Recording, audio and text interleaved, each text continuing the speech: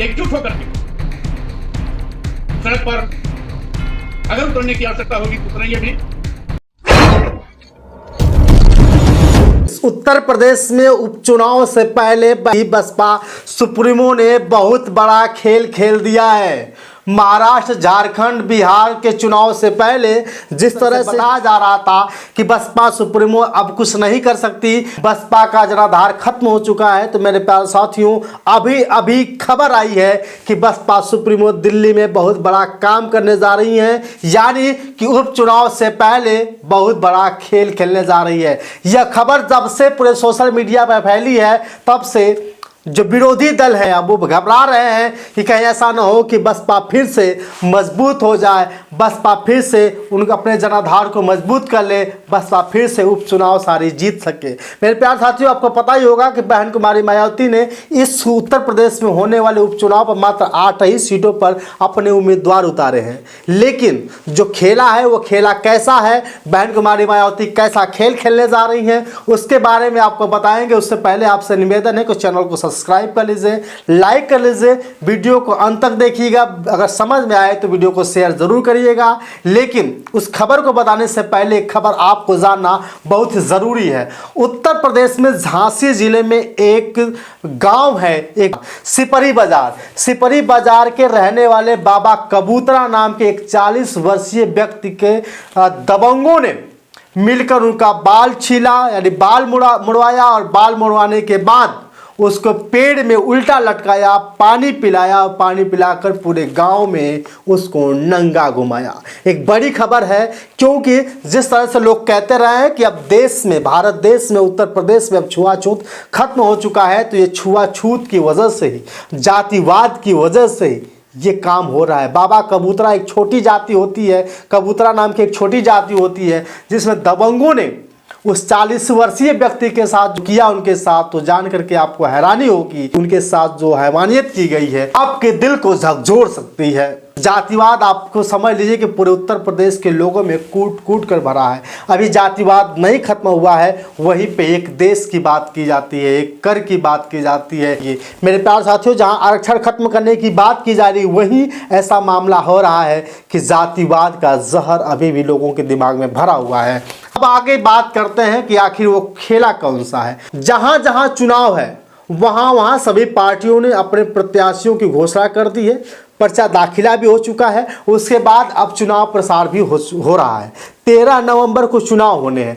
13 नवंबर के चुनाव से पहले बहन कुमारी मायावती ने सभी बहुजनों को जोड़ने का प्रयास शुरू कर दिया है। अब उनका मानना है कि अब मैं अकेले दम पर नहीं, बल्कि सभी उन लोगों को जोड़ने का प्रयास करूंगी जो हमसे टूट गए।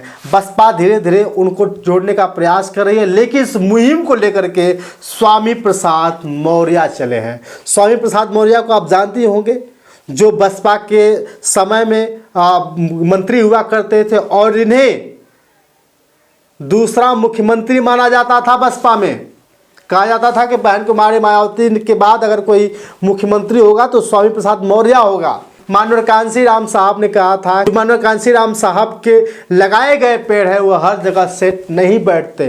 तो कहीं ना कहीं अब स्वामी प्रसाद मौर्य अब अकेले हो चुके हैं। अब सोच रहे हैं कि अपने जनाधार को बढ़ाने के लिए, मजबूती के साथ आने के लिए अब बहन कुमारी मायावती को साथ जाना पड़ेगा। लेकिन बहन कुमारी मायावती को ही नहीं, बल्कि उन छोटे छोटे 80 दलों का जोड़ने का प्रयास किया जा रहा है। मेरे प्यारे साथियों, स्वामी प्रसाद मौर्य ने पहल शुरू कर दी है कि बहन जी को मजबूत करने के लिए, बसपा को मजबूत करने के लिए अब हम हर तरह से कोशिश करेंगे। यानी स्वामी प्रसाद मौर्य भी हो सकता है कि बसपा के साथ आ जाए। चंद्रशेखर आज़ाद की बात अटक जा रही है कि जो आज़ाद समाज पार्टी है, क्या बहुजन समाज पार्टी के साथ जाएगी। मेरे प्यारे साथियों, आज़ाद समाज पार्टी के जो राष्ट्रीय अध्यक्ष हैं चंद्रशेखर आज़ाद, हमेशा से कहते रहे हैं कि बहन जी एक बार हमें मिलने का तो मौका दें, हमसे बात करने का मौका दें। लेकिन मैं शुरू से ही बहन जी का, यानी कि जो बहन कुमारी मायावती हैं, मैं उनका हमेशा से सम्मान करता रहा हूँ। वो मेरी आदरणीय रही हैं, वो मेरे महापुरुष हैं। अगर एक बार मौका दें तो मैं उनकी हमेशा से सेवा करने के लिए तैयार रहूँगा। तो आज़ाद समाज पार्टी के जो राष्ट्रीय अध्यक्ष हैं, नगीना के सांसद जो हैं चंद्रशेखर आज़ाद जी, इस समय लगातार बहन जी के लिए हमेशा तड़प रहे हैं, परेशान हैं कि काश मुझे बहन कुमारी मायावती ले सकें।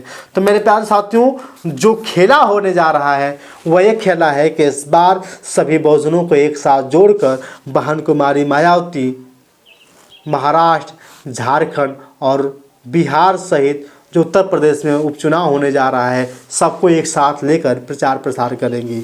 बड़ी खबर यह है कि हो सकता है कि ओम प्रकाश राजभर भी इस दल के साथ आ सकते हैं। जैसे कांसीराम साहब के जितने भी बनाए गए लोग हैं, खड़े के तैयार किए गए लोग हैं, सभी लोग अब बहुजन समाज पार्टी के साथ आने की संभावनाएं बन सकती है। जैसे माननीय कांसीराम साहब ने ओम प्रकाश राजभर को तैयार किया, जैसे माननीय कांसीराम साहब ने स्वामी प्रसाद मौर्य को तैयार किया, वैसे ही रामाचल राजभर को तैयार किया। ऐसे छोटे छोटे बहुत सारे कार्यकर्ताओं को तैयार किया था। अब वो अलग हो गए हैं, लेकिन इस बार अब बहन जी को मजबूत करने के लिए, बसपा सुप्रीमो को मजबूत करने के लिए, बसपा पार्टी को मजबूत करने के लिए अब सभी लोग एक साथ आने की संभावना है। क्योंकि स्वामी प्रसाद मौर्य अब कोई पद उनके पास नहीं, पद है ना, वो सांसद है ना ही विधायक हैं, कुछ नहीं है। और उनकी बेटी जो संगमित्रा मौर्य थी, जब कभी बीजेपी में सांसद हुआ करते थे, अब वो भी कुछ नहीं है। तो अब संगमित्रा मौर्य को लेकर के स्वामी प्रसाद मौर्य जी बहन जी के साथ आने की संभावना है। तो स्वामी प्रसाद मौर्य जो ही जुड़ते हैं तो बहुत बड़ा खेला होने की संभावना है। जितने भी कुशवाहा समाज के लोग होंगे सबको इकट्ठा कर लेंगे।